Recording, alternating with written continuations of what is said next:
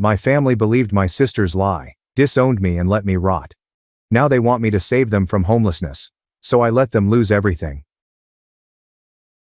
Before I get into the meat of this episode, you should understand where I'm coming from. I, a 28-year-old male, grew up in what I thought was a stable family, upper-middle-class area in Chicago's suburbs. My parents appeared to have it together, at least on the surface. Dad worked as a financial advisor at a respected firm downtown, earning a solid living for our family. Mom worked part-time as a realtor, but she was more concerned with maintaining the family image, which entailed participating in every community group available and ensuring that our family looked great on Christmas cards. I was their biological son, the golden lad who did everything correctly.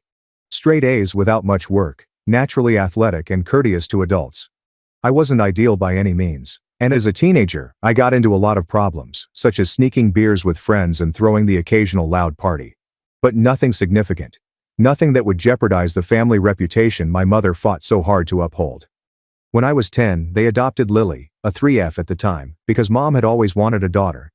I recall the day they brought her home, a tiny little thing with large brown eyes who had everyone wrapped around her finger in minutes.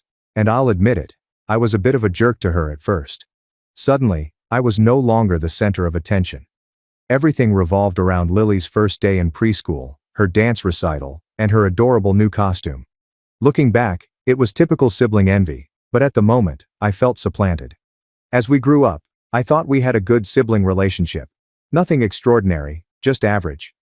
We fought occasionally, but I was always looking out for her. When she was in second grade, a child began yanking her hair and pushed her on the playground. I was in ninth grade at the time, and I remember walking her to elementary school one day and having a pretty clear chat with the little punk. Nobody messed with her after that. I even taught her basic self-defense techniques, such as how to throw a proper punch if absolutely necessary. I was her older brother, you know. By my senior year of college, I was crushing it. Captain of our Division II baseball club, with promising possibilities for minor league baseball. Had a 3.85 GPA in business administration and a minor in finance. I had a strong set of pals, the type of guys who would help you move or pick you up at 3 a.m. Suppose your car broke down. I spent a lot of time in the gym, and I had been lifting seriously since high school. By college, I was in the best form of my life, bench pressing 315 for repetitions, squatting 405, and deadlifting 495. Everyone strives for that V-taper, which features broad shoulders, a small waist, and noticeable abs all year. I'm not trying to sound pompous here, simply painting a picture of where I was in life. I dated a couple girls seriously throughout the years, but nothing lasted. To be honest, I was mostly thinking about my future. Dad had connections at many Chicago area investment businesses, and following graduation, I was scheduled to begin a management training program at one of the largest. My plan was simple. Graduate high school, maybe play baseball for a few more years if I had the opportunity, and then pursue a career in finance. Eventually, meet the proper girl, marry, have children, and live the American dream.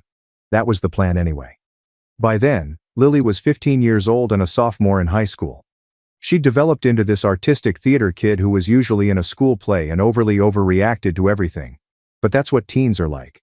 She has her own friends and life. When I came home from college on breaks, we'd get together for supper and catch up on usual sister stuff. Or so I thought.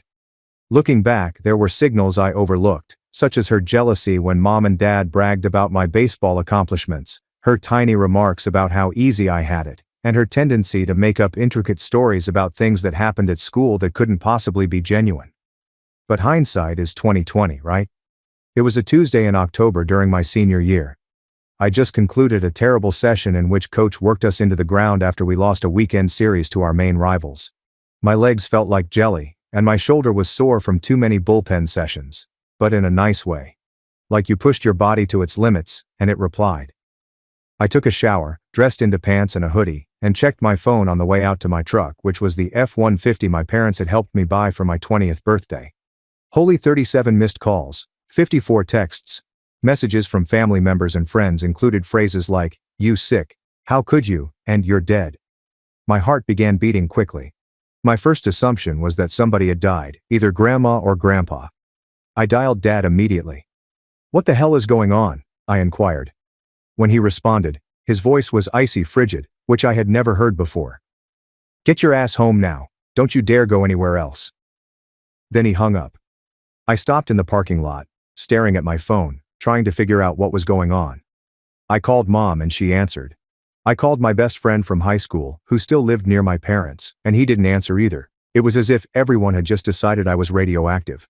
I drove the 20 minutes home in a haze, my stomach in knots the entire time. NPR was on the radio, but I couldn't hear a word they were saying. When I pulled into the driveway, I saw my Uncle Mike's vehicle and several other cars. Uncle Mike, my father's younger brother and a construction contractor with a temper, had never warmed up to me. Before I could get out, Uncle Mike raced at me from the front porch, wrenched open my truck door, grabbed my shirt and pushed me against the side of the truck. "I'm going to kill you," he yelled, inches from my face. His spit touched my face, and I could smell alcohol on his breath. His eyes were wild, unlike anything I had ever seen before. I could have easily broken free. Mike was 50 and out of shape, and I was a 22-year-old athlete in my prime, but I was too stunned to respond. Dad and my other uncle Steve pushed him away from me. "Inside, now," Dad said, without looking me in the eyes. I stepped up the front stairs and entered the living room. It was packed. Mom was sitting on the couch, her eyes red and swollen from sobbing. Both sets of grandparents were present, looking dismal. Aunts, uncles, and even close family friends. And Lily, my sister, was curled up against Grandma, sobbing into her shoulder. When I walked in, the place went completely silent. Everyone stared at me with dread and disdain, which made my blood run cold. "What the hell is going on?" I shouted, scanning the room for any clues as to what was happening. Mom looked up, her face twisted with fury and loathing, which I had never seen before. "How could you? Your own sister." "What are you talking about?" I asked, seeking around for an explanation. Dad moved forward, his normally cool attitude as a financial consultant gone. He seemed to want to tear me apart with his bare hands. "Lily told us everything, about how you've been coming into her room at night, for years." The accusation struck me like a freight train. I could not breathe. The room began spinning. "What? That's insane. I never touched her." Lily was sobbing harder now. "You said no one would believe me. You said you'd hurt me if I told you. You said it was our secret." "That's..." I screamed, my amazement giving way to rage. "I've never said that. I've never done anything to her. What the hell is going on?" Uncle Mike lunged at me again, but was stopped by Dad and Uncle Steve. "My buddy's a cop. You're going to prison, you piece of sauerkraut. They're going to love you there." I attempted to explain myself and show them how ludicrous this was, but it was like talking to a stone wall. Nobody was listening. Lily started remembering more facts and making up stuff that never happened. She claimed I first touched her when she was 10 and I was home from high school for Christmas vacation. They claimed it had happened countless times since then. I said I would hurt her, Mom and Dad, if she told anyone. She lied about everything she said, but they were all nodding, comforting her, and glaring at me. It felt weird, like I'd slipped into an alternate reality where everything was reversed. Then Dad snapped. He had always been controlled and never violent. But something broke in him. He stepped straight up to me and delivered a right hook that would make heavyweight boxers proud. Caught me square in the jaw, and I fell, tasting blood where my teeth had sliced into my cheek. "Get your things and get out. You're no son of mine," he shouted, standing over me and flexing his hand. Mom had already packed some of my clothes into trash bags. They were near the door. Dad grabbed my wallet and took out all of the cards with his name on it, including credit cards and health insurance. "Dad, please. This isn't true," I begged as blood dripped from my broken lip. "You've known me my whole life. You know I would never do something like this." He grabbed my shirt, hauled me to the door, and flung me down the front steps. I landed hard on my shoulder and felt something crack, which turned out to be a slight separation. The packages of clothing followed. Then my baseball gear. "If you ever come near this family again, I'll kill you myself," he said, slamming the door. I sat on the lawn, blood on my face, shoulder hurting, and neighbors peeking through windows at the ruckus. My entire existence had just collapsed in less than an hour. That night I sat in my truck in the baseball field parking lot, trying to understand what had occurred. Couldn't sleep. I kept repeating the scenario, trying to figure out how Lily could do this, and how my parents could trust her without questioning it. By morning my jaw was swollen and purple, and my shoulder hurt so much that I could hardly move my arm. I called a teammate, Ryan, and he let me crash on his couch for a week. His roommates were not happy about it, but they tolerated me. I tried calling, texting and emailing everyone in my family, grandparents, aunts, uncles, cousins, and folks I'd known all my life. No responses. Except for one message from Dad. Contact us again and I'll file a restraining order. You are no longer alive for us. Ryan tried to help. Dude, you need to go to the police. File a report about your dad hitting you. Get ahead of this thing. But I could not. Something inside of me refused to realize that this was actually happening.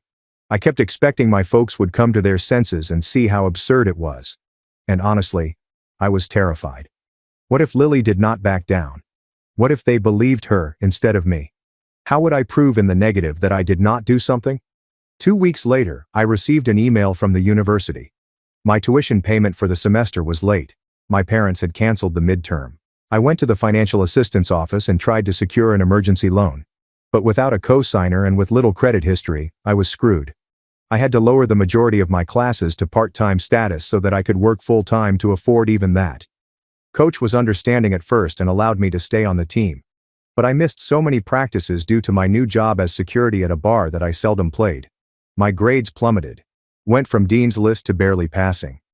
Friends began avoiding me because stories were flying. Someone in the family told someone, who then told someone else. You know how it goes. Nobody branded me a predator in front of me, but I noticed how people looked at me. How discussions paused when I entered rooms, and how girls would move away if I sat next to them in class. 4 months later, my truck broke down. The engine block has cracked. There are thousands to repair. Could not afford it. I lost my delivery work, which I had picked up on top of the bar security gig. I was evicted from the rundown apartment I shared with 2 other guys because I couldn't afford to pay the rent. I started sleeping in the baseball team's equipment shed after Coach gave me the code. Taking a shower in the locker room. I'm eating 1 meal per day at the cafeteria with the last of my meal plan. Coach spotted me there one night in February. It was below zero outdoors, and I was dressed in 3 hoodies and a sleeping bag, using my duffel bag as a cushion. Instead of getting angry, he sat down next to me on the floor. Son, what the hell happened to you? He inquired, his tone genuine and concerned. I told him everything, the accusation, my parents' reaction, being cut off, I'm losing my truck, the apartment. He was the first person to actually hear the entire story. When I finished, he did not accuse me of lying. He did not say he believed me either. Just nodded and sat in silence for a minute. You can stay here until the end of the semester. After that, I'll help you figure something out. The following day, he brought me a space heater and a good air mattress. He started inviting me to dinner at his house once a week. His wife would always pack leftovers for me to take home. It was not much, but it was something. Someone cares. I finished the year with a 2.1 GPA and just avoided academic probation. But I was finished with baseball. The fire was out. Coach set me up with a summer job at a wilderness program for troubled kids in Colorado. It's ironic, right? However, it paid cash, gave shelter in a staff cabin, and kept me nourished. That fall, I did not return to school.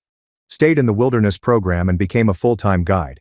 Spent days hiking mountains and teaching survival skills to wealthy children whose parents had no idea what else to do with them. I rebuilt myself physically. Carrying 50-pound loads up mountains, chopping wood and erecting shelters were all physically taxing tasks. Gained 15 pounds of pure muscle in 6 months. At night, I'd get blackout drunk with the other guides. On days off, I experimented with anything I could get my hands on, including cannabis, LSD, mushrooms, and coke. Wasn't cautious. Didn't care. I was attempting to numb myself to the knowledge that my former life had vanished forever. After a guide died in a climbing mishap that I could have avoided if I hadn't been nursing a hangover, the program director approached me. Jake, you're one of our best guides. When you're on, the kids respect you. You know you're Salman in the field. But you're a liability when you're like this. I can't have you responsible for kids' lives when you're self-destructing. I got fired the next day. I spent the next year living in my new beater car, a 1998 Honda Civic that I purchased for $1,200 cash. I worked whatever jobs I could find, including bar bouncer, event security, day labor, and construction. Any position where I could exploit my size and no one asked too many questions about my past. I avoided women entirely. I avoided families. I would literally walk out of a restaurant if a child sat too close to my table. The worry of being implicated again was crippling. I had nightmares about being in prison and other inmates finding out what I was there for. I'd wake up in a cold sweat with my heart thumping so hard that I believed I was having a heart attack. One night, I worked security at a college pub in Fort Collins. I recognized a man from my old university who had played football while I was there. He recognized me too. He began informing his friends about who I was and what I was accused of doing. By the end, they were all looking at me and making comments loud enough for me to hear. Predator. Sick. Someone should teach him a lesson. I tried to ignore it. I did my job. At 2 a.m., I escorted the remaining guests out and was walking to my car when I jumped into the parking lot. 3 guys from earlier, they had been waiting. They called me a pedophile and a predator. They said they'd make sure I couldn't hurt anyone else. I fought back. Landed some solid punches. Definitely broke one of the guys' noses. But it was 3-on-1, and they had the element of surprise. I ended up with 3 broken ribs, a cracked eye socket, a dislocated shoulder, and a concussion. The guy with the fractured nose must have freaked out since they rushed away when a car pulled into the parking lot. The driver contacted an ambulance. I spent 2 nights in the hospital and was released with nowhere to go, no health insurance, and a $17,000 medical bill that I couldn't pay. The medications they offered me scarcely relieved the ache. I couldn't work because of my injuries. I slept in my car in Walmart parking lots, taking sponge baths in gas station facilities when I could lift my arms. I decided I was finished. Just finished. It was raining during the middle of the night. I traveled to an old bridge outside of town that was high enough for leaping. Parked my Civic, strolled to the center, and climbed over the railing. My ribs screamed in pain with each movement. I'm not sure how long I stood there for. Rain soaked me as I stared down at the black lake. I had my phone in my hand. No texts or phone calls for 3 years. My family maintains complete quiet. Nobody was coming to save me. Nobody cared if I lived or died. Bit cold for a swim, don't you think? The voice scared me so badly that I nearly slipped. I gripped the railing with my good arm, anguish coursing through my fractured ribs. Turned to see an elderly man in his 70s standing there in a raincoat, holding a fishing rod. Go away, I murmured, my voice trembling. Can't do that, son, he said calmly, as if we were having a regular talk on a beautiful day. See, if I go away and you jump, that makes me responsible in a way. It's not your problem, it became my problem when I saw you. That's how life works. He moved closer, not menacing, but steady. My name's Frank, retired Marine Corps. Seen plenty of men at their breaking point. You want to tell me what's got you standing on the wrong side of this railing? You wouldn't understand. Try me.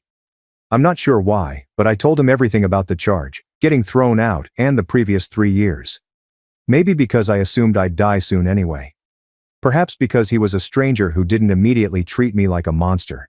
Maybe because something in his eyes reminded me of my grandfather, the only person in my family who would have believed me if he hadn't been suffering from dementia. When I finished, he simply nodded, just like my previous coach did. Then he said something that I will never forget. Son, you've been carrying this alone long enough. Put down the weight for one night. Come have a hot meal, dry clothes, and we'll talk about it with clear heads tomorrow. Why would you help someone like me? You don't know if I'm telling the truth. Frank's eyes were acute, even in low light. Been reading men's faces for 50 years, in combat and in peace. You're either telling the truth, or you're the best damn liar I've ever met. Either way, death is permanent. Food isn't. I could have ignored him. Could have jumped anyway. Sometimes I wonder why I didn't. But something about his conviction, his calm in the face of my storm, compelled me to climb back over that rail. Frank's home was small, yet tidy. Everything was done with military precision. Books were neatly positioned on shelves, and shoes were parallel to the entrance. He offered me dry clothes belonging to his son, who had died in Afghanistan 10 years prior. He made me take a hot shower while he cooked. That night, I fell asleep on Frank's couch. Actually, I slept for the first time in what seemed like years. The next morning, he prepared me breakfast, eggs, bacon, and coffee so strong it might rouse the dead. He then offered me a job. He claimed to own a small security agency that provided executive protection, event security, and other specialized services to rich clientele. We needed a young, robust guy who could follow orders and keep his lips shut. Why would you trust me with something like that? I requested an explanation. You just met me. I was about to kill myself. Frank looked me dead in the eyes. Because a man pushed to the edge, who chooses to step back, has something worth living for even if he doesn't know it yet. And because if you screw me over, I know exactly how to find you. For the next 6 months I resided in Frank's guest room while working for his company. He was a hard ass at 5 a.m. Workouts, tight regulations, and no alcohol on work nights. Made me go to the doctor for my injuries. He paid the bills himself, stating I'd repay him once I got back on my feet. But he was fair. They paid me generously. They taught me about finance, investing, how to dress and interact with clients, and how to be professional again. He also insisted that I see a therapist, an old Vietnam vet pal of his who specializes in PTSD. I resisted at first, but Frank would not take no for an answer. You got your bell rung, son, not just physically. Need to get your head straight if you're going to work for me. The therapy was helpful. Slowly. Taught me that what happened was not my fault, that I didn't deserve it, and that I wasn't irreparably damaged. After 6 months, I had saved enough money to buy my own house. A tiny apartment. Nothing fancy, just mine. Clean and safe. I began taking business management programs at my community college, as well as some specific security certificates. Frank began to resemble the father I had lost. He never pressured me to contact my family. Never advised that I attempt to clear my name. He simply said, "Some battles aren't worth fighting. Focus on the war building a life they can't take away from you." After a year of working for Frank, he assigned me to oversee security for his niece's art gallery opening. He said it was a favor for his sister, but I now realize he was playing matchmaking. Sophie was not what I expected. Frank had described her as smart as a whip and doesn't take scamarts from anyone, which was correct, but not complete. She was attractive in an unusual way, tall and athletic with bright green eyes that appeared to see right through you. Dark hair was cut in an asymmetrical way that elegantly framed her features. Not conventionally attractive in a magazine cover style, but stunning in the sense that she commands attention simply by being present. We didn't hit it off right away. She assumed I was merely a muscle-bound security guard with no intelligence. I assumed she was a stuck-up art snob. During the event, I overheard her explaining an abstract painting to a possible customer, then rolling her eyes when they left without buying. "Not everyone gets it," I responded, not intending to initiate a conversation. She looked me over and down, taking in my security suit. "And you do?" "Not really. But I'm not pretending to either." She nearly smiled. Almost. Honesty. Refreshing. Throughout the night, I noticed her observing me. Not in a "make sure the security guy isn't stealing anything" manner, but with interest. I was doing my job, scanning the room, checking the doors, and keeping an eye on the more expensive items. Professional, alert, but inconspicuous. She approached me at the end of the night, just as I was finishing up and the last people were leaving. "So, Uncle Frank says you're more than just the muscle." "Your uncle talks too much," I responded. She laughed. It was a genuine nice laugh, not the phony social chuckle I had heard all evening. "Actually, he barely talks at all, which is why when he does, people listen. He says you're going to school." "Business management, yeah. Plus some specialized security certifications." "Interesting combination. Tell me about it." We spoke till 2 a.m., almost everything except my past. She was intelligent, humorous, and challenging in all the right ways. I have traveled a lot. Had strong beliefs on art, politics, and music, but also listened to my point of view. When I eventually explained that I needed to leave because I had an early training session with a new customer, she handed me her card. "I have a security issue at my condo. Locks need upgrading. Maybe you could give me a consultation." It was a clear justification, yet I accepted it. That consultation evolved into dinner, then movie nights, and then weekends together. Sophie was unlike anyone I had ever dated. Fiercely independent, dedicated to her profession, but vulnerable at quiet moments. She had been injured, but not in the same manner that I had been, because pain recognizes pain. For months I avoided discussing my family. When she asked, I made up some hazy stories. They claimed my parents had died in a vehicle accident. That I was an only child. Sophie sensed I was hiding something, but she didn't press. But Frank insisted that I come clean. "That girl is falling for you," he said one day at work as we were organizing security for an impending event. "And you're falling for her. She deserves the truth before it goes any further." He was correct. So, one evening over supper at my flat, I told her everything. The entire terrible story. I expected her to depart, to look at me differently, to suspect that Lily hadn't been lying. Instead, she held my hand across the table and said, "Thank you for trusting me. I believe you." Except for Frank. No one else had said these 3 words to me. I broke down at the dinner table, sobbing like a child. She simply hugged me and allowed me to express myself completely. 2 years after we met, I proposed. Did it right down on one knee, in the same area where we had our first actual date, ring in hand, heart racing. Frank led her down the aisle because her own father had died years before. We purchased a little home in a quiet neighborhood. Started creating a real life. I finished my degree and became a partner in Frank's firm. We moved from local security to regional and ultimately national contracts, built a reputation for professionalism and confidentiality. Sophie's artistic career took off. Her work first appeared in big galleries, fetching high prices. We talked about starting a family. I was finally happy. Finally at ease. Nightmares were less frequent. I could be near youngsters without panicking. I even reunited with a couple old college pals who contacted out after hearing pieces of the true story from common acquaintances. My past life felt distant, like if it had happened to someone else. I still think about my family. I wondered if they had ever doubted Lily's account. If they ever regretted what they did. But I had accepted that chapter as closed. I had a new family now, individuals who picked and supported me. That was sufficient. Or so I thought. It was a random Tuesday in March. I was in my office studying security protocols for an upcoming client event with a billionaire tech CEO who was visiting for a conference and needed discreet security. My assistant buzzed me on the intercom. "Sir, you have a call on line 1. Woman wouldn't give her name but says it's a family emergency." My first thought was Sophie, or Frank. "Put her through." I took up the receiver. "Hello, this is Jake," is definitely not my true name. Silence. Then a sob. "Jake, it's Mom." My body became frigid. I hadn't heard her voice in 7 years. I wanted to hang up. I wanted to shout. Instead, I just said, "What do you want?" "Please don't hang up," she begged. "We need to talk to you. It's important." "We haven't spoken in 7 years. Nothing could be that important." My voice sounded icy. Lily confessed. She lied about everything. She made it all up. The world came to a stop. 7 years of suffering. I'm talking about starting over. About dreams, panic attacks, and therapy. All due to a falsehood. I knew it was a lie, but hearing her acknowledge it. "Jake, are you there?" I hung up.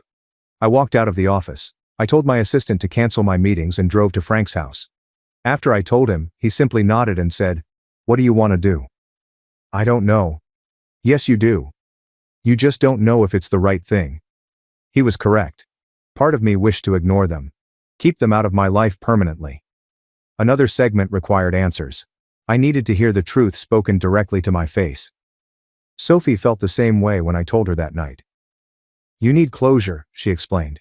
"But whatever you decide, I'm with you. And Jake, this doesn't change anything between us. I'm still here, no matter what." For 2 weeks I ignored the calls and texts that began to come in from Mom, Dad, and even relatives who had cut me off years before. I talked it out with my therapist. Yes, I've got one. Not embarrassed to confess it. Finally I knew I had to confront them, only on my terms. I texted my mother, a public place. Coffee shop on Main Street. Sunday. 2 p.m. "It's just you, Dad, and Lily. I'll have folks with me. Only one chance." Sunday came. Frank insisted on coming as backup. Sophie was by my side, holding my hand so tightly that it almost ached. We arrived early. I took a table in the corner so that I could see all of the entrances and exits, an old security habit that never goes away. My stomach was knotted. Part of me still expected them not to appear, or that this was some sophisticated ruse. Sophie continued to check on me, her eyes filled with anxiety. "We can leave any time, okay? Just say the word." They came precisely at 2 o'clock. Mom seemed older than I remembered. Hair is grayer than brown now, and the face is creased with worry. Dad had lost so much weight that he appeared emaciated. His costly clothes were replaced with khakis and a worn-out button-down. Lily, now 22, appeared very different from the teenager I recalled. Her face was slimmer. Her eyes were downcast. She lacked her usual theatrical flair. When Mom spotted me, her eyes welled up with tears, and she ran forward, arms wide for a hug. I took a step back, placing Sophie somewhat between us. "Sit." No one spoke for what seemed like minutes. Eventually, Dad cleared his throat. "Son, I'm not your son," I interrupted him. You made that very clear 7 years ago. Now talk. Why am I here? Mom began crying. Dad seemed broken. Lily was still staring at the floor. 3 months ago, Dad said, his voice tight. Lily called a family meeting. She said that she had lied about everything. I looked at Lily. Look at me. Slowly, she raised her eyes, which were crimson from crying. Why? My voice didn't sound like mine. She drew a hesitant breath. I was jealous. You were a perfect son. Everyone adored you as a star athlete and astute thinker. Mom and Dad gave you everything. I wanted them to love me more and pay attention to me. So you accused me of something that could have landed me in prison? Destroyed my whole life? The anger that I thought I had dealt with years ago returned. I didn't think it would go that far, she muttered. I figured they'd simply be furious with you and possibly ground you. But then everyone began asking questions, and I couldn't take it back. And then it just kept going. Everyone was extremely sweet to me, giving me things and making me feel special. I wasn't sure how to stop it. And you too? I looked at my parents. You kicked me out without even listening to me. Without proof. Dad attempted to explain. We believed we were protecting her. She was our little girl. And I was your son. I slapped my hand on the table, and the entire coffee shop became silent. The people at neighboring tables tried not to hear, but they were all ears.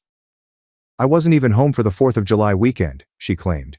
I was at a baseball tournament in Denver, and there were pictures all over social media. Did you even check? Mom placed her palm over her mouth. Dad became pale. You know what happened after you threw me out? My truck broke down. I lost my apartment. I slept in the baseball equipment shed. I almost died from exposure, from being beaten up by people who heard rumors. I stood on a bridge, ready to jump, because the family who was supposed to love me believed the worst without a single question. I took out my phone. I showed them images of myself with a black eye and a split lip from the bar brawl, me appearing gaunt during my homeless period, and my hospital documents from the beating. I was your son. My voice broke. Sophie squeezed my hand. Frank put his hand on my shoulder to ground me. We're very sorry, Mom wept. We made a terrible mistake. We want to make it right. Make it right? I chuckled, but it wasn't funny. How exactly do you plan to do that? Give me back 7 years of my life? Erase the nightmares? Undo the trauma of being homeless, of being beaten, of standing on that bridge ready to die? Mom was sobbing non-stop now. Dad appeared to have aged 10 years within the last 5 minutes. We want you to come home, Dad continued, his voice barely audible. We want our family back together. That is not going to happen. I already have a family. I looked at Sophie and Frank. People who actually stood by me. Lily eventually spoke up. There's something else you should know. She explained how, following her confession, everything changed. My parents had cut her off financially, sold the automobile they had purchased for her 16th birthday, a BMW, while I was sleeping in my truck. She had to drop out of her pricey private university and work in retail while attending night classes at a community college. Dad's business had deteriorated as a result of some bad investments, and they were forced to downsize from their large house to an apartment. Mom's social standing in the town was damaged when word spread about Lily's deception. We need your help, Jake, Mom acknowledged, finally appearing embarrassed. Your father's business is struggling. We're going to lose the condo. Lily can't afford to continue school. We've had to sell almost everything. So there it was. They did not want forgiveness. They wanted money. I began laughing. I couldn't help it. Let me get this straight. You destroy my life, disown me, leave me homeless. And now that I've managed to build a successful life despite you, you want me to bail you out? We're family, Dad murmured softly. We're not. I stood up. You made your choice 7 years ago. Now you can live with it. Please, Lily implored, tears running down her cheeks. I know I don't deserve forgiveness, but Mom and Dad shouldn't suffer for my mistake. You're right. They should suffer for their mistake. I looked at my parents. I forgive Lily. She was a child who made a terrible choice. But you two were adults who should have protected both your children. Instead, you threw one away without a second thought. I placed money on the table for our coffee. As we were leaving, Mom grabbed my arm. Please don't leave it like this. What can we do? What do you want from us? I gazed at her for a long time. I want you to remember how it feels to have everything taken away. To feel helpless. To have no one believe in you. Maybe then you'll understand what you did to me. Sophie, Frank and I walked out. As we approached the automobile, Frank squeezed my shoulder. Proud of you, son. That happened 2 years ago. I learned via mutual acquaintances that my parents lost their condominium. Dad currently works in a big box shop. Mom cleans homes. Lily dropped out of school entirely and relocated to another state. Sometimes I consider reaching out. Sophie says that would be the final step in my healing forgiveness, not for their benefit, but for my own. Frank says it's my decision, and he'll support me anyway. For the time being, my primary focus is on my own family. Sophie is pregnant with our first child. We are expanding the security firm to 3 more states. Create something real that cannot be taken away. Edit 2. To answer some popular questions, yes, I contemplated filing charges against Lily for false claims, but the statute of limitations in my state has expired. No, I don't feel horrible about not supporting my parents financially. They made the bed. And, yeah, Sophie is doing well with her pregnancy, thanks for asking. Edit number 3. Many of you think I should aid Lily because she was only a child when this happened. Maybe you are right. But she was 15, not 5 years old enough to understand what she was doing. She let me suffer for 7 years before coming clean. That being said, I might contact her someday, simply not ready yet. Edit 4. For those wondering if I'll let my parents meet their grandchild, I honestly don't know. Will they be in the delivery room? Absolutely not. Will they ever babysit? Hell no. But maybe supervised visits eventually, when I'm confident they won't poison my child against me with further falsehoods, and only if they have significant therapy and accept full responsibility. Edit 5. Some are calling this report a hoax. Whatever, believe in everything you want. Why would I make something up?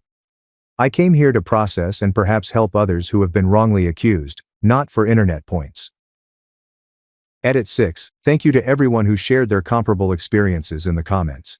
It helps knowing that I'm not alone in this. And to the person who asked why I don't hate all women anymore. I'm not an incel who believes that one person's acts define the entire gender. In case you didn't realize, my wife is a woman.